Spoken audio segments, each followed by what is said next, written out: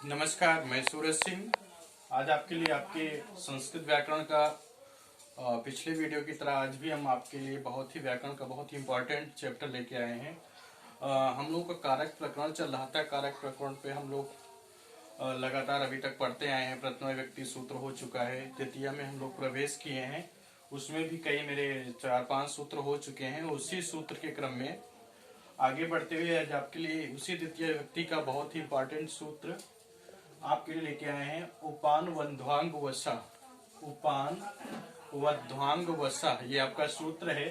ये सूत्र क्या है, इसकी परिभाषा क्या होती है, इसका अर्थ क्या होता है, इसके उदाहरण क्या होंगे, कहाँ इसका प्रयोग करेंगे, इस किसके बारे में हम आपसे इस वीडियो में चर्चा करेंगे। आप सभी से मेरा रिक्वेस्ट है कि मेरे इस वीडियो को लास्ट तक देखना, जिससे आपको ये ज्यादा से ज्यादा समझ में आ सके और आप इससे लाभ प्राप्त कर सकें और अपने इस व्याकरण के ज्ञान को सुदृढ़ बना सकें, और जिससे कि हम सभी अपने जीवन में इसका लाभ पा सकें। तो आइए हम लोग चलते हैं सूत्र पे। सूत्र आपका है उपान वध्वांग वसा।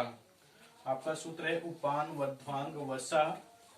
ये सूत्र बहुत इंपॉर्टेंट है। ये सूत्र क्या कह रहा है कि यदि वस धातु, वस क्या होती है, धातु होती है। जिस तरह से दृश्य, रक्ष, प्रक्ष, पट, ये सारी धातुएं होती हैं, उसी तरह से वस भी आपकी एक धातु है। ठीक है, तो वस धातु का प्रयोग जहां पे हुआ है, तो यदि वस धातु के पूर्व यानी पहले उपसर्ग आए, या फिर अनु आए, या फिर अधि आए, या फिर आए। ठीक है, तो यहाँ पे 4 उपसर्गों की चर्चा हो रही है, यानी उप, अनु, अधि और आ। इन 4 में से कोई भी उपसर्ग यदि वस धातु के पहले आ रहा है तो क्या होगा। कोई उपसर्ग लगा हो तो क्रिया का जो आधार होगा, यानी जिसके ऊपर क्रिया आश्रित होगी, वो क्या होगा, कर्म होता है, वो कर्म संज्ञक होगा। तो सूत्र की परिभाषा क्या है, उपान वध्वांग वसा, यानी कि यदि वस धातु के पूर्व उप, अनु, अधि, आ में से कोई उपसर्ग लगा हो तो क्रिया का जो आधार है वो कर्म होता है, यानी कर्म संज्ञा वाला होता है। जैसे इसको हम उदाहरण के द्वारा आपको समझा रहे हैं, आप लोग ध्यान से देखिए। जैसे पहला हमने उदाहरण लिखा, हरि वैकुंठम उपवसति। हरि वैकुंठम उपवसति, यहाँ पे देखिए वस धातु का प्रयोग हुआ है, वस के पूर्व उप उपसर्ग लगा है, तो इसका आधार जो वैकुंठ है वो द्वितीय विधायक हो गया, द्वितीय व्यक्ति का विधान करने लगा, इसलिए वैकुंठम पद बना। तो इसका अनुवाद क्या होगा, हरि वैकुंठम उपवसत, यानी हरि वैकुंठ में वास करते हैं। तो यहाँ पे देखिए वस धातु के पूर्व उप लगा है, यहाँ पे उप की चर्चा की गई है, तो यहाँ पे उप लगा, इसलिए इसका आधार जो वैकुंठ है वो कर्म संज्ञक हो गया, कर्म संज्ञा का विधान कर रहा है।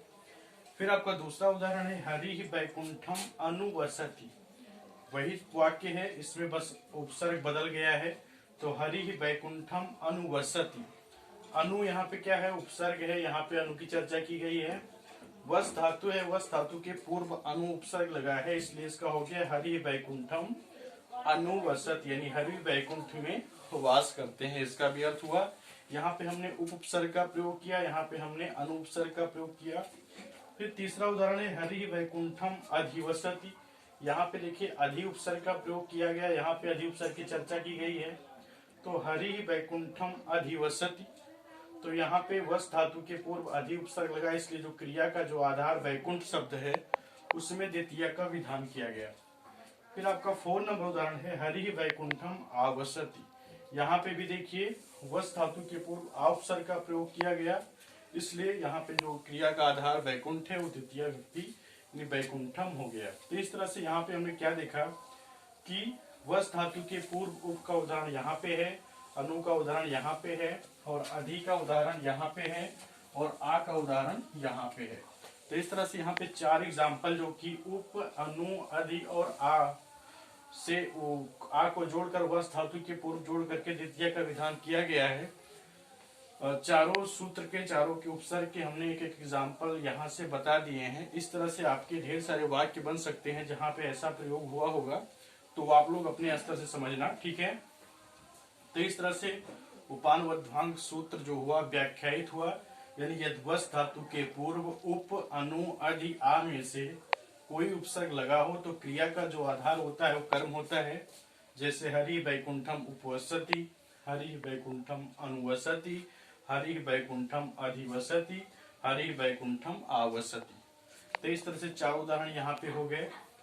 लेकिन इसका एक नियम है और भी है कि ये जो अनुपसर्ग है, उप उपसर्ग है, अधि है, आ है, ये चारों उपसर्ग यदि वस धातु के पूर्व में आएंगे तभी जो है क्रिया का आधार कर्म होगा, अन्यथा नहीं होगा। अगर ये चारों उपसर्ग में से कोई उपसर्ग नहीं लगा है, सिर्फ वस धातु का प्रयोग हुआ है, तो उसमें क्रिया का आधार कर्म नहीं होगा। जैसे यहाँ पे हमने नोट में लिखा है हरि वैकुंठे वसति, यहाँ पे देखिए हरि वैकुंठे वसति, यहाँ पे वस धातु है लेकिन इसके पूर्व ना तो उप उपसर्ग लगा है, ना अनु लगा है, ना अधि लगा है, ना आ लगा है। ठीक है, तो वाक्य है हरि वैकुंठे वसति, तो यहाँ पे कोई उपसर्ग नहीं लगा है, इसलिए क्रिया का जो आधार वैकुंठ शब्द, जो कि यहाँ पे वैकुंठम लिखा था, यहाँ पे वैकुंठे हो गया, यानी सप्तमी का विधान हो गया, क्योंकि उप अनु अधि आ में से कोई उपसर्ग नहीं लगा है, वस धातु अपने पूर्ण मतलब अपने रूप में लिखी है, इसलिए यहाँ पे क्रिया का आधार कर्म नहीं हुआ।